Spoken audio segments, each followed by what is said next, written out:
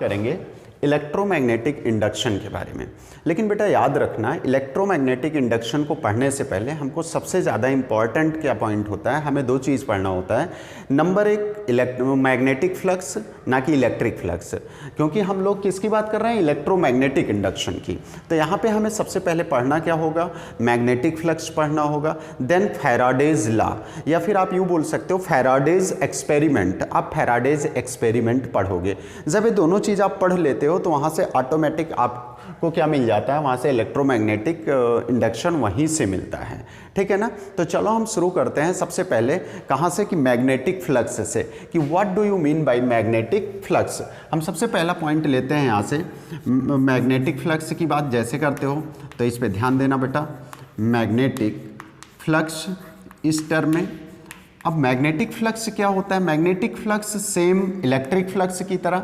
अभी आप लोग इलेक्ट्रिक फ्लक्स पढ़ चुके हो कि number of electric field line passing through a per unit area normally, ये चीज़ होता है। तो वही सेम चीज़ यहाँ पे बात करते हैं। जब मैग्नेटिक फ्लक्स की बात करते हो तो मैग्नेटिक फ्लक्स के अकॉर्डिंग टू डेफिनेशन देखते हैं बेटा, पहले इसको समझिएगा। Number of magnetic field line, number of magnetic field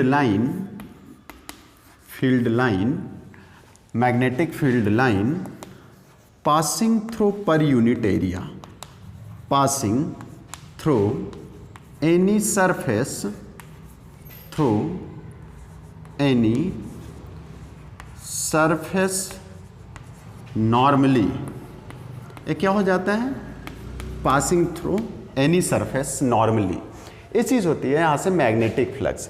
जब भी हम मैग्नेटिक फ्लक्स की बात करते हैं, इलेक्ट्रिक फ्लक्स की बात करते हैं, तो वहाँ पे सिर्फ एक ही चीज़ याद रखना कि नंबर ऑफ, जब इलेक्ट्रिक फ्लक्स की बात करेंगे तो number of electric field line pass होगी, और जब मैग्नेटिक फ्लक्स की बात कर रहे हैं तो magnetic number of magnetic field lines वहाँ से पास होती है। अब यहाँ से देखिएगा सबसे पहले, अब ये जो मैग्नेटिक फील्ड लाइंस यहाँ से, इसको डिनोट किससे करते हैं बेटा, इसको फाई से करते हैं, और यहाँ पे बी लग जाता है। अगर ई लगा होता है तो उसको इलेक्ट्रिक फ्लक्स बोलते हैं, फाई सफिक्स बी लगा तो ये इससे इंडिकेट करते हैं। और जैसे इंडिकेट करेंगे यहाँ पे इसके कहने का सेंस, या आप इसको ऐसे भी बोल सकते हो, the product of magnitude of surface area, area जो सरफेस की बात कर रहा है, the product of magnitude of area and the strength of magnetic field, जो मैग्नेटिक फील्ड की स्ट्रेंथ को, तो इसको ऐसे भी लिखते हैं, phi B is equal B A. ऐसे भी ए कब होता है, किस टर्म में, देखो यहाँ से ऐसे, suppose that you have given here a surface like this. अब यहाँ से जो सरफेस दिया गया बेटा, ये सरफेस किस तरीके से, एक क्वाइंस के तरीके से दिया गया, कोई भी क्वाइंस है, या फिर अगर यहाँ पे एक कॉपी ऐसे रखी गई है, एक कॉपी रखी गई, अगर इसको कोई भी पूछता है इसका सरफेस कैसे है, तो बेटा याद रखिएगा यहाँ पे पढ़ते समय हम एरिया जो पढ़ते हैं, एरिया से पहले हमने इलेक्ट्रिक फ्लक्स में एरियल वेक्टर पढ़ा कि what do you mean by areal vector, तो उसको हम समझा देते हैं। यहाँ से देखना, जैसे कॉपी है, अगर इस साइड की बात कर रहे हो तो इसका एरियल वेक्टर जो होगा, इसका एरियल वेक्टर ए होता है, ठीक है ना, इस साइड में इसका areal vector. But left side की जैसे बात करोगे तो इसका एरियल वेक्टर यू हो जाएगा, इसका एरियल वेक्टर ए होता है। क्लियर ना। मीन्स जो एरियल वेक्टर होता है that is always perpendicular to the given surface. अगर सपोज दैट एक चौक यहाँ पे दिया गया है, एक सिलेंड्रिकल फॉर्म में है, इसकी कितनी सरफेसेस बन रही है, एक यहाँ पे सरफेस बन रही है, दूसरी यहाँ पे बन रही है, तीसरी सरफेस यहाँ पे बन रही है। अगर इसमें देखते हैं इस पॉइंट में कितने सरफेसेस, 3 सरफेसेस, और तीनों का एरियल वेक्टर क्या होगा, तो इसका ऊपर वाले सरफेस का अपवर्ड डायरेक्शन में, डाउनवर्ड इसका बॉटम का डाउनवर्ड डायरेक्शन में, और इसका क्या हो जाएगा, कहीं पे भी एक हो जाए। मीन्स किसी भी पॉइंट पे अगर कोई भी लाइन यहाँ पे ड्रॉ करते हैं तो लाइन क्या होगी, that is always perpendicular to the given surface, इस सरफेस के, तो उसको बोलते हैं एरिया। तो यहाँ पे जैसे क्वाइंस दिया गया, एक क्वाइंस को दिया गया। अब इसकी एरिया वेक्टर की अगर बात करते हो यहाँ पे, तो इसकी एरियल वेक्टर इस तरीके से यहाँ पे ए लिख देते हैं, ए एरियल वेक्टर का टर्म हो गया। अगर इसको ये देखते हैं, इसका मैग्नीट्यूड यहाँ से इसके टर्म में, इसकी एरिया ऐसे हो गई। अब यहाँ से नंबर ऑफ, ये ध्यान देना, number of magnetic field lines इस तरीके से पास हो रही बेटा, इस तरीके से number of magnetic field lines passing through this area, इसके थ्रू पास हो रही है। अब ये यहाँ से आगे कैसे पास हो जा रही है, इस तरीके से ध्यान देना। अब यहाँ से इस पर और इस पॉइंट पे भी देखते हैं यहाँ पे, मीन्स क्या हो जाएगी, now this time you are getting the direction of magnetic field lines. अब मैग्नेटिक फील्ड लाइंस और एरिया दोनों सेम डायरेक्शन में देख रहे हो, तो इस कंडीशन में इसकी जो वैल्यू होगी वो क्या होगी, phi B is equal B A. इसी को बोलते हैं यहाँ पे number of magnetic field line passing through any surface normally. या तो भैया ये भी बोलते हो, ध्यान देना मैंने यहीं से कहा कि इसकी डेफिनेशन को ऐसे दे सकते हो मैग्नेटिक फ्लक्स की, द प्रोडक्ट यहाँ से ध्यान देना, the product of magnitude of strength of magnetic field and the area. वो एरिया और मैग्नेटिक फ्लक्स की जो स्ट्रेंथ है दोनों का जो मल्टीप्लिकेशन होता है वही फ्लक्स होता है। अच्छा, फ्लक्स यहाँ तक इतना बोलते चले जा रहे हैं कि फ्लक्स का सेंस, सबसे पहली चीज़ तो ये भी ध्यान देना कि what do you mean by flux. Flux means होता है बेटा प्रवाह, किसी चीज़ का फ्लो होना, या इंग्लिश इसके वर्ड यहाँ से फ्लो, ठीक ना, किसी चीज़ यहाँ पे फ्लो से लिया गया है, ठीक ना, प्रवाह फ्लो से लिया गया है। तो यहाँ पे क्या चीज़ फ्लो होने की बात की जा रही है, magnetic flux, magnetic field lines, magnetic field lines के पास आउट होने की बात की जा रही है, ठीक है ना। तो यहाँ से ये चीज़ देखना है यहाँ पे। लेकिन अगर सपोज दैट यहाँ से इफ़ यहाँ से कह रहा है, अब इसके एरिया को थोड़ा सा डिस्टर्ब कर देते हैं। If the area of surface, if the area of surface at an angle theta two the magnetic field, यहाँ से B मीन्स मैग्नेटिक फील्ड। अगर यहाँ पे कह रहा है कि एरिया को किस फॉर्म में रख दिया गया, थीटा के फॉर्म में। अब देखो कैसे रख दिया गया, थीटा के फॉर्म में। यहाँ पे देखो, अगर कोई यहाँ पे कोई भी इस तरीके से कोई भी एरिया ले ली गई। अब यहाँ से एरिया, इसको क्या देखते हो, देखो इसकी जो एरिया हो जाएगी किसी एक पॉइंट से, इसकी एरिया ऐसे हो जा रही है, क्योंकि मैंने कहा यहाँ से देखा इसको यन से यहाँ पे ऐसे डिनोट, यन मीन्स डायरेक्शन को डिनोट कर रहा है। यहाँ से देखिए सबसे पहली चीज़ क्या दिख रही है कि अभी एक कॉइन्स जो था, अभी ये जैसे यहाँ से देखो एक मिनट के लिए, जैसे सरफेस है, ये सरफेस है, तो इसकी एरियल वेक्टर क्या होगी, इसकी एरिया की मीन्स एरियल वेक्टर की डायरेक्शन क्या होगी, ये होगी। और ये जो डायरेक्शन दिख रही है, this direction is perpendicular to the given surface, ऐसे। लेकिन ये जैसे जैसे सरफेस चेंज हो रहा है वैसे वैसे उसकी डायरेक्शन बदल रही है, वैसे डायरेक्शन बदल रही, वैसे यहाँ पे भी जा रहा है, ऐसे डायरेक्शन बदल रही, डायरेक्शन बदल रही। ध्यान में आया? तो वही कह रहा अभी तक ऐसे था, अब ऐसे कर दिया गया, तो ऐसे तो इसकी डायरेक्शन यू हो गई। क्लियर ना? तो अब यहाँ से देखो, अब इस कंडीशन में भी क्या होता है बेटा, यहाँ से भी मैग्नेटिक फ्लक्स, यहाँ से मैग्नेटिक फील्ड लाइन अभी इस तरीके से पास आउट हो रही है। यहाँ से मैग्नेटिक फील्ड लाइन ए हो रही है, यहाँ से पास आउट चल रही है। अब इस पे देखो, इस पॉइंट से यहाँ से ए निकल गई आगे की तरफ यहाँ पे। अब ये क्या हो गई, ए मैग्नेटिक फील्ड लाइन से यहाँ से, और इससे कितना एंगल बना रहा है, थीटा एंगल बना रहा है। क्या बना रहा है? थीटा एंगल बना रहा है। अब यहाँ से देखो ये चीज़ क्या हो गई, ए एरियल वेक्टर, इसको वेक्टर ए से भी डिनोट कर सकते हैं, ठीक ना। इस टर्म को समझने की कोशिश करिएगा। अब आपको क्या दिया गया है यहाँ पे, बी और ए, या यहाँ पे क्या बोलता है कि थ्रो एनी सरफेस नॉर्मली। अब इसको क्या करेंगे बेटा, यहाँ से देखो इसका रिजल्ट क्या आएगा, ऊपर वाले का, इस फिगर का रिजल्ट तो ये आ गया था, लेकिन अब इसका रिजल्ट क्या आएगा। तो यहाँ पे जो बी है, इस बी को थोड़ा सा यहाँ से देखने की कोशिश करिएगा। जैसे वेक्टर बी दिया गया है, यहाँ से दिया गया वेक्टर बी, ये चीज़ हुआ vector B means direction of magnetic field line. यहाँ से ये चीज़ यहाँ से दे दिया गया, ये वाला जो वेक्टर है ये क्या डिनोट कर रहा है, ये एरिया को डिनोट कर रहा है, ये एरिया के टर्म में आ गया भैया। और जब एरिया के टर्म में आ रहा है, कितने एंगल पे आ रहा है, थीटा एंगल पे आ रहा है। अब इस वेक्टर बी को हम दो कंपोनेंट में डिवाइड कर सकते हैं। देखो दो कंपोनेंट इसका क्या हो जाएगा, एक दूसरा कंपोनेंट ऐसे यहाँ पे आ जाएगा। ये जो कंपोनेंट होगा यहाँ से ये हो जाएगा बी साइन थीटा, और ये वाला जो ऊपर वाला कंपोनेंट है ये क्या हो जाएगा, बी साइन, सॉरी ये बेटा क्या हो जाएगा, बी कॉस थीटा। इसको बी कॉस थीटा ले लेते हैं।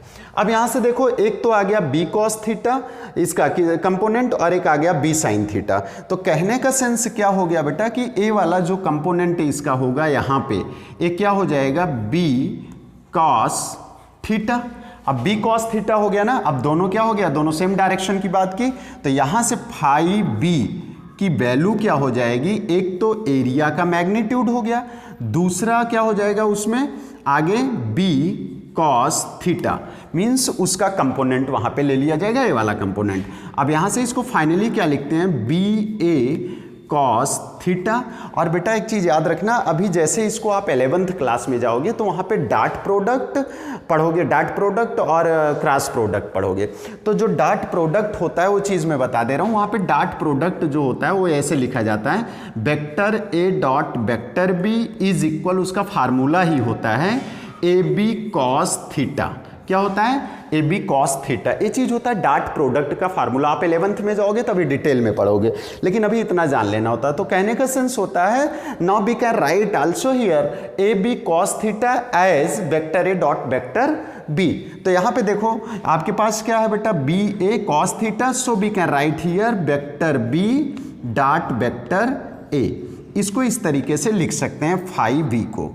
ए होता है फ्लक्स, इसको बोलते क्या चीज़ है, इसको मैग्नेटिक फ्लक्स बोलते हैं। तो मैग्नेटिक फ्लक्स आपको समझ में आ गया कि number of magnetic field lines passing through a surface normally.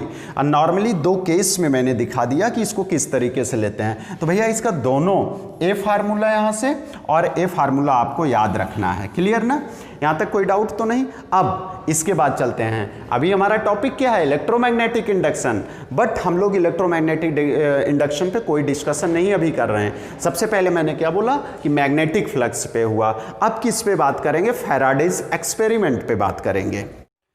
तो बेटा हम बात करेंगे किसको, अभी जैसे मैंने बताया कि मेरा मैग्नेटिक फ्लक्स के बाद मुझे किस टॉपिक पे डिस्कशन करना है, फैराडेज एक्सपेरिमेंट पे। देखो फैराडेज एक्सपेरिमेंट से भी पहले हम लोगों ने जब इलेक्ट्रिसिटी के टर्म में हम लोगों ने पढ़ा, तो वहाँ पे क्या हम लोगों ने पढ़ा था कि वहाँ पे एक हमने एक्सपेरिमेंट पढ़ा, ऑस्टेड एक्सपेरिमेंट। क्या होता है, ऑस्टेड, OERSTED, ऑस्टेड एक्सपेरिमेंट। इस चीज़ को ध्यान देना, इन लोगों के माँ बाप भी ऐसा ऐसा नाम रख देते थे कि आपको इस नाम को याद करने के लिए और इस नाम को पढ़ने के लिए भी काफ़ी ट्रेनिंग लेनी पड़ेगी बेटा, ठीक ना।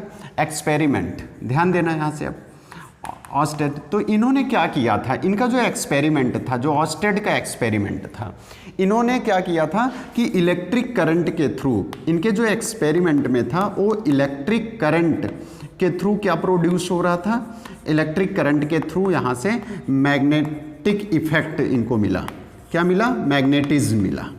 कहने का सेंस अगर हम देखते हैं तो हमारी जो इलेक्ट्रिसिटी और मैग्नेटिज्म का रिलेशन है बहुत पुराना है, ठीक ना। और वही सारी चीज़ सबसे पहले याद रखिएगा, सबसे पहले ऑस्टेड ने एक्सपेरिमेंट किया, और जो ऑस्टेड ने एक्सपेरिमेंट किया वो कौन सा एक्सपेरिमेंट किया, उन्होंने इलेक्ट्रिक करंट के थ्रू क्या फाइंड आउट किया कि वहाँ पे इफेक्ट ऑफ मैग्नेटिज्म, वहाँ मैग्नेट का इफेक्ट फाइंड आउट किया। क्योंकि आप लोग पढ़ते हो और फिर बाद में आप वहाँ पे एक डेरिवेशन भी आप पढ़े हो उसमें कि when a current flows through a conductor then a magnetic field arise around the wire या अराउंड द कंडक्टर, उसके चारों तरफ एक मैग्नेटिक फील्ड अराइज हो जाता है। लेकिन उसका एक्सपेरिमेंट सबसे पहले किसने किया था, ऑस्टेड ने किया था।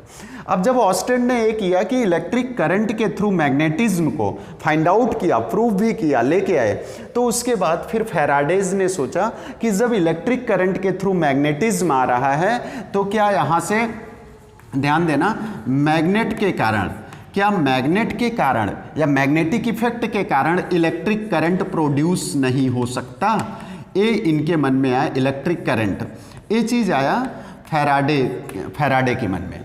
फैराडे ने क्या सोचा कि जब ऑस्टेड ने इलेक्ट्रिक करंट के थ्रू मैग्नेटिज्म को फाइंड आउट किया, मैग्नेटिक इफेक्ट को फाइंड आउट किया, तो क्या मैग्नेट के थ्रू हम इलेक्ट्रिक करंट को नहीं फाइंड आउट कर सकते। और इसी पे उन्होंने क्या किया, एक्सपेरिमेंट करना शुरू किया, और फाइनली एक्सपेरिमेंट में क्या मिला कि इस मैग्नेट के कारण यहाँ पे इलेक्ट्रिक करंट भी प्रोड्यूस हुई, और जो इलेक्ट्रिक करंट प्रोड्यूस हुई उसको क्या बोलते हैं, वहाँ पे इंड्यूस्ड करंट बोलते हैं। और जो उसके प्रोसेस का जो पूरा प्रोसेस था, जिस प्रोसेस के बाद वो इलेक्ट्रिक करंट फाइंड आउट होती है, उसी को क्या बोलते हैं, इलेक्ट्रोमैग्नेटिक इंडक्शन बोलते हैं। ठीक है ना। तो चलो सबसे पहले इसका कहने का सेंस क्या हो गया कि अगर हम फैराडेज एक्सपेरिमेंट को अच्छे से पढ़ लेते हैं, मींस वहीं से हमको क्या मिल जाता है कि यहां से इलेक्ट्रोमैग्नेटिक इंडक्शन क्या होता है, इलेक्ट्रोमैग्नेटिक इंडक्शन आ जाता है। तो ठीक है, चलो इन्होंने जो एक्सपेरिमेंट के बारे में, तो फैराडेज ने क्या किया कि जो एक्सपेरिमेंट जब करना शुरू किया तो उन्होंने 3 स्टेप में अपने एक्सपेरिमेंट को किया। अब 3 स्टेप में आप ध्यान से सुनिएगा, एकदम कंसंट्रेट होकर के, कुछ भी नहीं है यार, बहुत ज़्यादा इजी है। अब यहाँ से क्या किया कि इन्होंने क्या, एक मैग्नेट लिया और एक कॉइल लिया। एक कॉइल क्या होती है, कभी कभी ये कॉइल स्प्रिंग के फॉर्म में भी होती है, जैसे इस तरीके से वहाँ पे नंबर ऑफ कॉइल्स होती है, मैक्सिमम नंबर ऑफ कॉइल्स होती हैं, इस तरीके से हो जाती हैं। या इस कॉइल को हमने यहाँ पे इस तरीके से डिनोट किया और यहाँ पे एक गैल्वेनोमीटर को अटैच कर दिया। गैल्वेनोमीटर का काम क्या होता है, गैल्वेनोमीटर क्या काम करता है, galvanometer is a device which is indicate the flow of the current, जो करंट के फ्लो को इंडिकेट करता है, ठीक है ना, उसको कैच करता है कि करंट फ्लो हो रही है या नहीं हो रही है। तो यहाँ से ध्यान देना। और जिस टाइम में भी और याद रखना कि गैल्वेनोमीटर जो डिवाइस होती है, गैल्वेनोमीटर डिवाइस होती है, लैब में है, देख लेना आप लोग। और जैसे गैल्वेनोमीटर, अगर करंट नहीं फ्लो होती है तो उसके बीच में एक निडिल लगी होती है और उस निडिल में वहाँ पे क्या होगा, जब करंट फ्लो नहीं होगी तो there is no any deflection in the galvanometer और in the needle of the galvanometer. Galvanometer के निडिल में कोई भी डिफ्लेक्शन नहीं मिलता, वो अपनी रेस्ट पोजीशन में बनी होती है, मीन्स वहाँ पे जीरो पे ही बनी रहती है। तो यहाँ से देखो क्या करते हैं, सबसे पहले एक कॉइल लिया इन्होंने और एक मैग्नेट लिया, नॉर्थ और south pole, you also know that. अब इस पे क्या कर रहा है, मैग्नेट एट रेस्ट। अब इस मैग्नेट को इस कॉइल के फ्रंट पे, यहाँ पे कोई कॉइल थी, ध्यान देना बेटा, ये जैसे कोई कॉइल है, अब इसके सामने मैग्नेट है, मैग्नेट, ये दोनों both are in rest position. और जब दोनों रेस्ट पोजीशन में है तब क्या हो रहा है, तब ध्यान देना, जब दोनों रेस्ट पोजीशन में होते हैं तो कोई भी यहाँ से क्या होता है, नो डिफ्लेक्शन। क्या होता है, no deflection in galvanometer, no deflection, यहाँ पे कोई भी डिफ्लेक्शन नहीं होता है। क्लियर ना, यहाँ से कोई भी डिफ्लेक्शन नहीं होता। और जब डिफ्लेक्शन नहीं हो रहा है तो यहाँ पे जो करंट का फ्लो हो रहा है वो जीरो हो रहा है, कोई भी करंट यहाँ पे फ्लो नहीं कर रही है। ये इनका पहला एक्सपेरिमेंट था।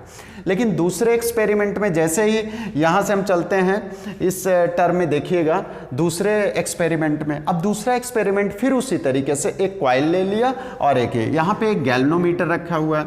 अब इस गैल्वेनोमीटर, अब यहाँ पे क्या करते हैं, इसको यहाँ से इसकी डायरेक्शन, इसका कहने का सेंस हुआ कि V ये मूव कर रहा है। अब इस मैग्नेट को क्या हुआ, एक कॉइल थी, ये नॉर्थ पोल है, नॉर्थ पोल मैग्नेट का, इसको इस साइड लेके आ रहे हैं, इस साइड लेके आ रहे हैं, इस साइड, इस तरीके से ध्यान देना।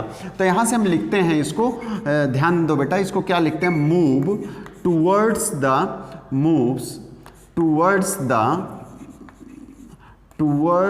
The coil. एक कॉइल की तरफ क्या कर रहा है, मूव कर रहा है। और जैसे ही कॉइल की तरफ मूव करता है तो यहाँ पे एक डिफ्लेक्शन फाइंड आउट होती है। अब ये होता है कि हाँ, अब यहाँ पे करंट प्रोड्यूस होती है। जो करंट प्रोड्यूस होती है वो किस तरीके की करंट होती है, डिफ्लेक्शन इस तरीके से, इस डायरेक्शन में। यहाँ पे जो करंट होती है, ये करंट इस तरीके से जाती है, यहाँ पे ध्यान देना, इस तरीके से। मीन्स यहाँ से आपको क्या मिल जा रहा है, एंटी क्लॉकवाइज आपको मिल रहा है, एंटी क्लॉकवाइज या एंटी डायरेक्शन में, अपोजिट डायरेक्शन में आपको करंट मिल रहा है। बहुत ही अच्छा कॉन्सेप्ट है, बस इसको ध्यान से सुनना। यहाँ से क्या हुआ, जैसे ही नॉर्थ पोल क्या हुआ, नॉर्थ पोल कॉइल की तरफ मूव किया, कॉइल की तरफ मूव किया, मीन्स अब क्या हो रहा है, मूवमेंट ऑफ द मैग्नेट की बात कर रहे हैं। जैसे कॉइल की तरफ मूव होता है तो इस कॉइल में करंट प्रोड्यूस होती है।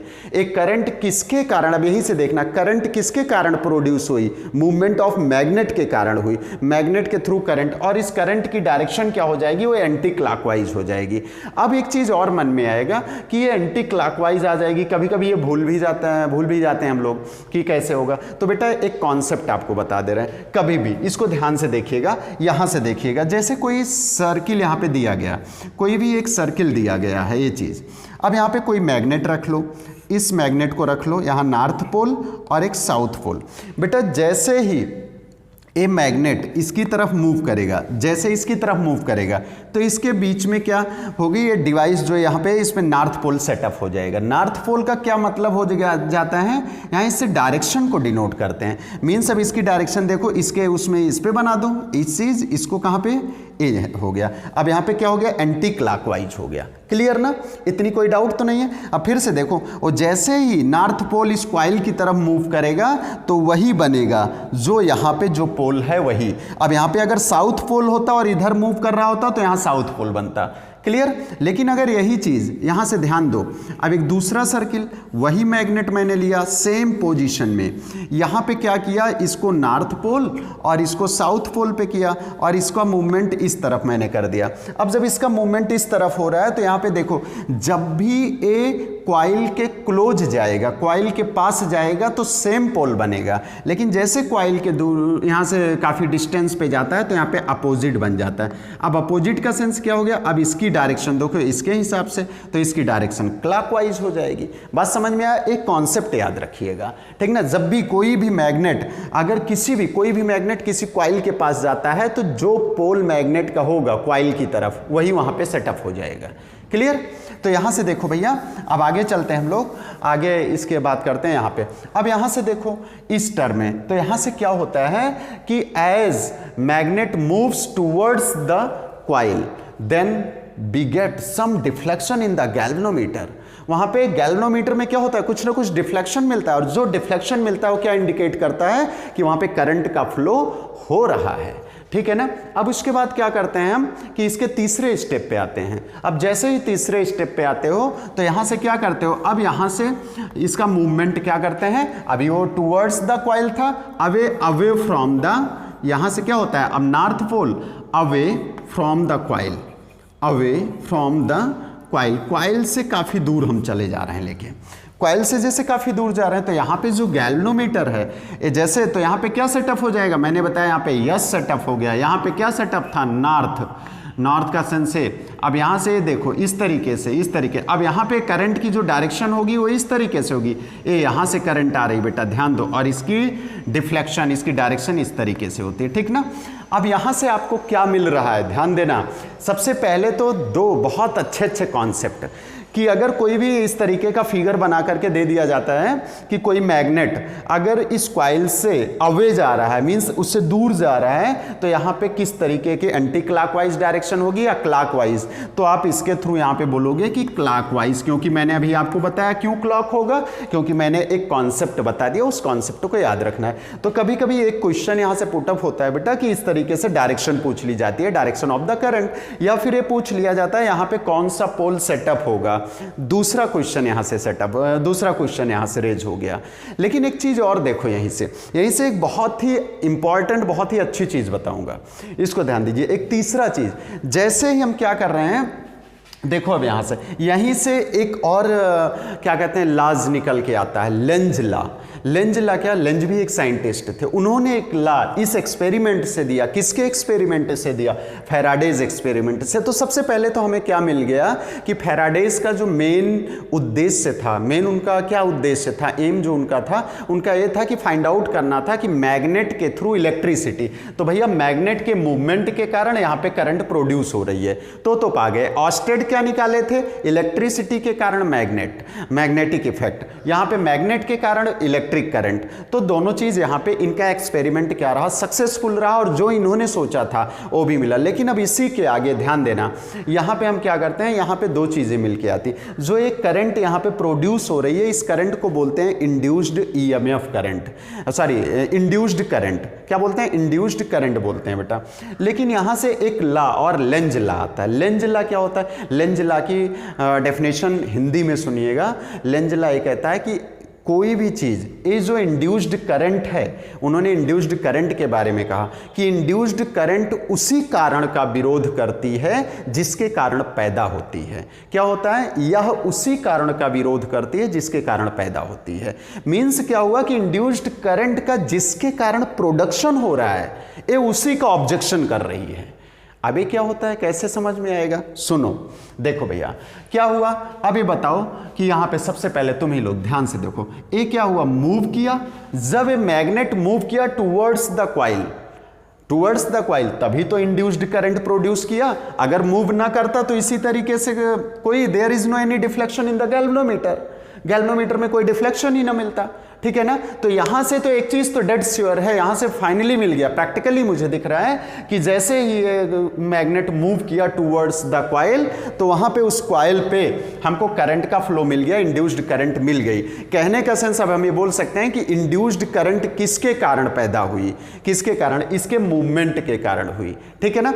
अब ध्यान ही अच्छा कॉन्सेप्ट है इसका, बस थोड़ा सा आप लोग देखिए।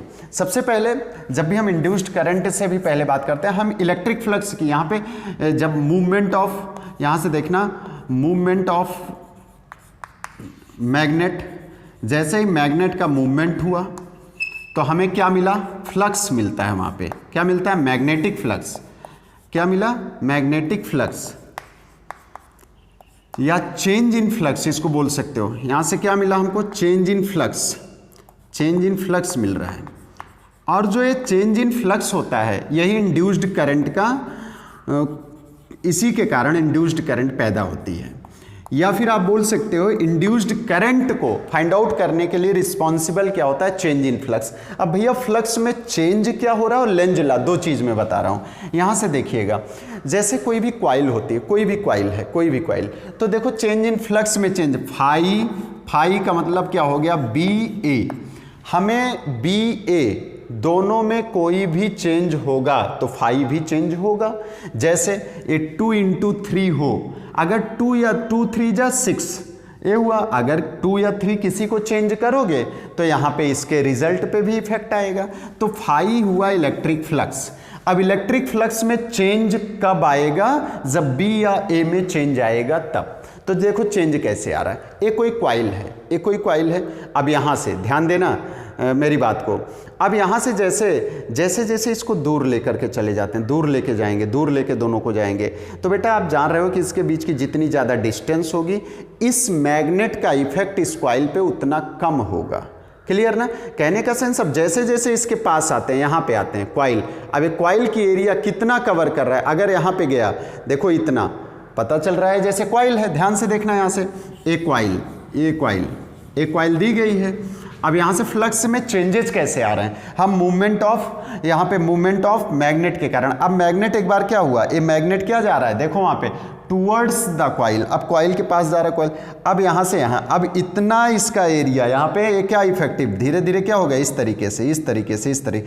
अब ये क्या होगा, दूसरे में कह रहा है कि वो away from the normal, away चला जा रहा है। कहने का सेंस क्या हो गया, एक कॉइल है, अब कॉइल के पास क्या हो, जितना पास आएगा इसके उतना ज़्यादा मैग्नेटिक स्ट्रेंथ यहाँ पे ज़्यादा होगी, और जैसे जैसे यहाँ से इससे दूर जाएगा तो मैग्नेटिक स्ट्रेंथ कम हो जाएगी। स्ट्रेंथ का इन द सेंस वही हुआ कि भैया क्या होता है, मैग्नेटिक स्ट्रेंथ, किसी चीज़ की स्ट्रेंथ, चाहे मैग्नेटिक स्ट्रेंथ या इलेक्ट्रिक स्ट्रेंथ की बात करें, इसका सेंस हो गया कि maximum number of magnetic field line in a small area. अगर इतनी एरिया है, इसमें 100 मैग्नेटिक फील्ड लाइन बन रही है और एक में 10 बन रही है, तो मैग्नेटिक स्ट्रेंथ किसकी ज़्यादा होगी, 100 वाले की ज़्यादा होगी। तो वहाँ पे हमने वही कहा कि यहाँ से क्या होता है, अब ये किस कारण से करंट है, ये यहाँ पे इस तरीके से, यहाँ पे एक बार inside outside, inside outside, inside outside, इसके कारण यहाँ पे करंट प्रोड्यूस करती है, ठीक है ना। अब इस चीज़ को देखिएगा, ये चीज़ तो समझ में आ गया। दूसरा मैंने कहा लेंज ला। लेंज ला क्या होता है, लेंज ने बताया कि यह उसी कारण का विरोध करती है जिसके कारण पैदा होती है। अब देखो यहां से भी दिखाऊंगा, अगर इंड्यूस्ड करंट को देखो, इंड्यूस्ड करंट किसके कारण पैदा हो रही, चेंज इन फ्लक्स के कारण या मूवमेंट ऑफ मैग्नेट के कारण। किसके कारण हो रही है, मैग्नेट का जो मूवमेंट हो रहा है इसके कारण हो रही है। तो इसका मतलब इंड्यूस्ड करंट इसके कारण पैदा हुई और इसी का यहां पे देखो, इसी का ऑब्जेक्शन भी कर रही है, इसी का ऑब्जेक्शन भी कर रही है। कैसे ऑब्जेक्शन कर रही है, देखो जैसे ही नॉर्थ पोल इसके पास गया, सेटअप हुआ, करंट आने लगी। करंट कैसे हो रही है, लेकिन एंटी क्लॉकवाइज हो रही है। एंटी क्लॉक का मतलब नॉर्थ इधर गया और यहाँ नॉर्थ सेटअप हो गया। जैसे देखो यहाँ से मूव किया तभी यहाँ नॉर्थ सेटअप किया, और जब ए भी नॉर्थ हो गया, ए इस साइड में आया, सेटअप कर दिया, और जब सेटअप कर दिया नॉर्थ नॉर्थ, तो बेटा you know that the nature of the magnet, magnet का नेचर बेटा जो सेम पोल होते हैं वो रिपेल करते हैं, और जो क्या कहते हैं जो डिफरेंट पोल होते हैं वो अट्रैक्ट करते हैं। तो ये जैसे ही इसकी तरफ गया यहाँ पे नॉर्थ पोल सेटअप हो गया। अब नॉर्थ पोल क्या कह रहा है कि अब तुम्हें अपनी तरफ नहीं आने देंगे, क्योंकि इसका नेचर ये भी नॉर्थ है भी नॉर्थ। अब ये क्या कर रहा है, इसको दूर भगाने की कोशिश कर रहा है। तो क्या हुआ कि ये आया, इसको सेटअप किया, लेकिन ये इसी कारण का विरोध कर रही जिसके कारण पैदा हुई। अब दूसरे में देखो ऐसे, ये जब दूर भगने लगा, ठीक है अब मैं जा रहा हूं, जाओ, यहां से फिर निकलने लगा, जैसे नॉर्थ पोल इससे भगा दूर, तो उसके बाद यहां पे क्या हो रहा है, अब इसके भगने के कारण ही साउथ यहां पे आया, यहां पे अब साउथ ये भग रहा है, तो यहां पे साउथ सेटअप हो गया। अब ये साउथ क्या कर रहा है बेटा, नेचर बताओ, ये साउथ पोल नॉर्थ पोल तो दोनों के बीच अट्रैक्शन लगता है, तब ये कह रहा है नहीं नहीं जाओ मत, अब आ जाओ आ जाओ आ जाओ।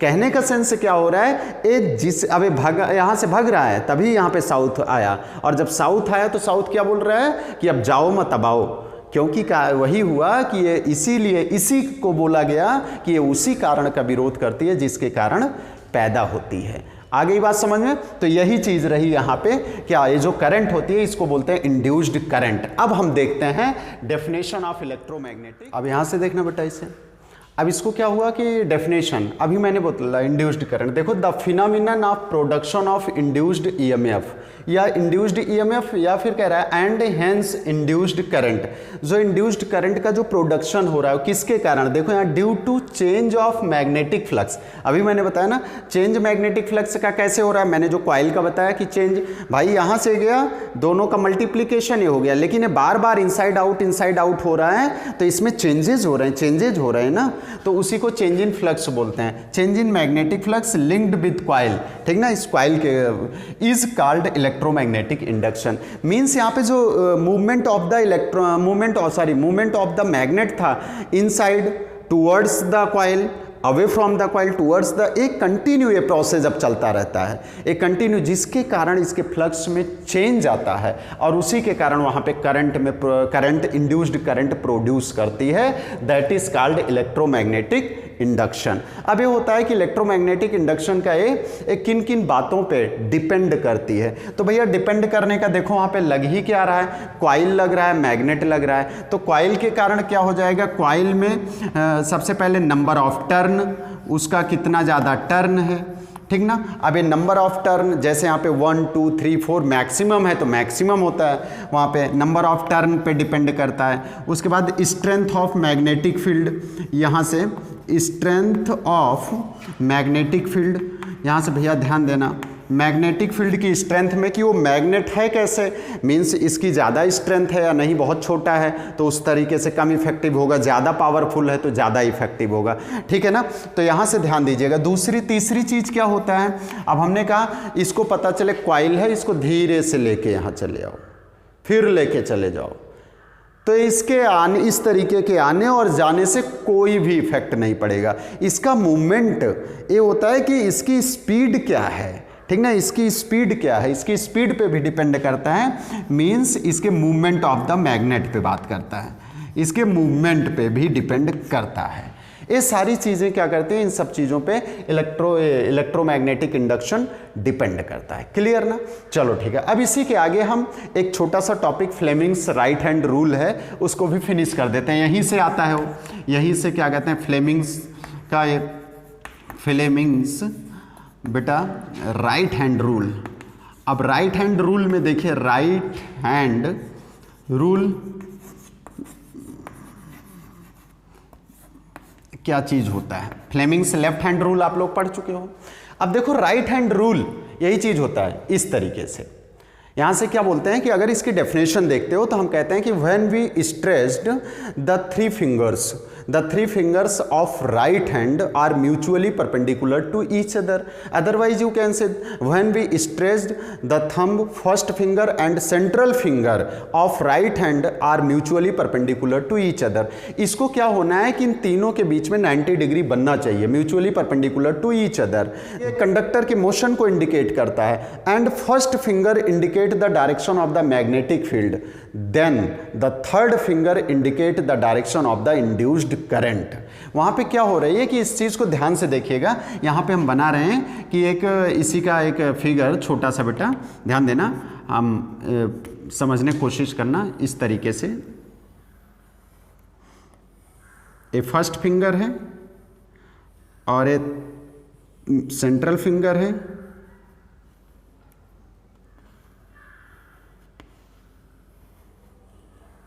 इतना समझ लेना यार, अब हम आर्टिस्ट थोड़ी ना हैं। यहाँ से ध्यान दो, यहाँ से इस तरीके से। अब ये क्या होता है, मोशन ऑफ कंडक्टर, ये मोशन को इंडिकेट करता है। और ये चीज़ क्या करता है, इसको first finger indicate the direction of, यहाँ पे डायरेक्शन ऑफ फील्ड, यहाँ पे फील्ड की डायरेक्शन को। और ये क्या करता है, इंड्यूस्ड करंट, क्या करेगा, इंड्यूस्ड करंट। ये चीज़ क्या, फिर से डेफिनेशन को सुनिए भैया, यहाँ से बस इसमें कॉन्सेप्ट क्या होता है, ये कह रहा है इफ फर्स्ट फिंगर, यहाँ पे when first finger indicate the direction of the motion of the conductor and first finger indicate the direction of the magnetic field, इसकी डायरेक्शन को कर रहा है, then थर्ड फिंगर और central finger indicate the direction of induced current. इसका कहने का sense क्या हुआ, जब ये दोनों होंगे तब ये होगा। कहने का सेंस, इंड्यूस्ड करंट प्रोड्यूस किसके कारण हो रहा है, इन दोनों के कारण हो रहा है। तो इसीलिए इसकी अब डेफिनेशन फिर से सुनिएगा एग्जैक्ट। व्हेन बी, यहाँ से बेटा, when B stretched the three finger as thumb, first finger and central finger of right hand are mutually perpendicular to each other. When first finger indicate the direction of the motion of conductor and first finger indicate the direction of the field, then the third finger or central finger indicate the direction of induced current. ये उसकी current को induced करेगा। अभी आगे Motors वगैरह जब पढ़ेंगे तो उसमें यूज आएगा, ठीक ना। तो आज का टॉपिक इतना रहा बेटा, अब कल मिलते हैं।